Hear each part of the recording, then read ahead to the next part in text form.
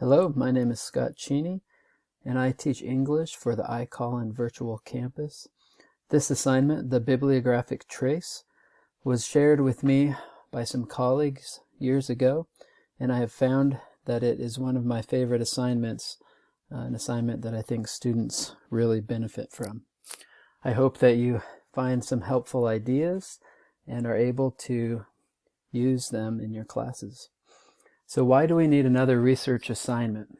Many students want cookie cutter papers, right? They want quotations on demand, and instead of reading the whole article, they look at the abstract or the first page of an article to find quotations. Instead of actually reading what the article says, what it's arguing, they try and find a quotation to put into their paper without really understanding what the author's doing. Because students often want those instant ideas, the bibliographic trace, it disrupts those research routines and asks them to slow down and carefully explore the academic conversation. How does the assignment work?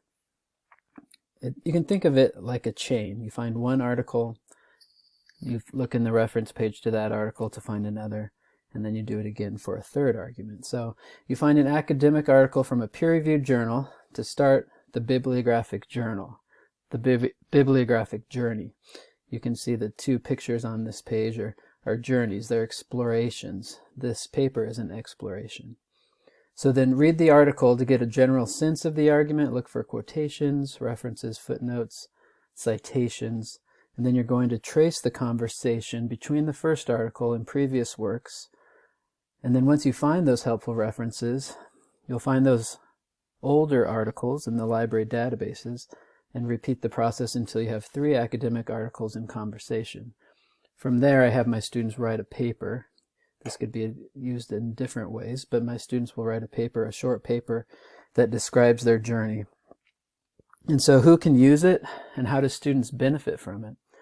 This assignment is not discipline specific, so any course that requires academic research can use it to teach the arc of academic conversation over time.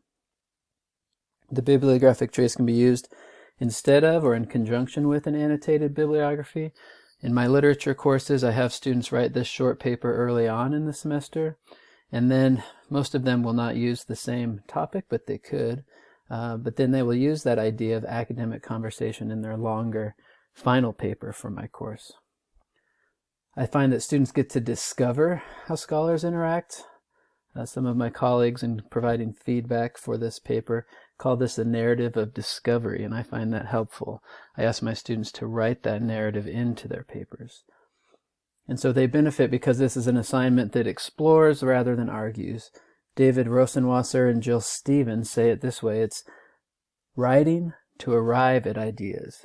Students don't need to have the whole conversation figured out at the beginning of the paper, but by the end they should know the general idea of the conversation and be able to put their argument in after that. Along the way, students see how academics, how scholars collaborate, how academic research is a negotiation of ideas that develops with each new reader and critic. And once students see the academic conversation, what it looks like, they better understand how they can contribute to the conversation. Instead of instant ideas or quotations on demand and just putting in their ideas into an argument, writing the same paper over and over, they'll begin to see how they can contribute to the conversation. So hopefully that makes some sense. I have some references and resources for you. The first one is one of my former students, Marie Peteuil. She's a graduate from UNT now, and she published this paper in Quest, our undergraduate research journal. You can find the link right there.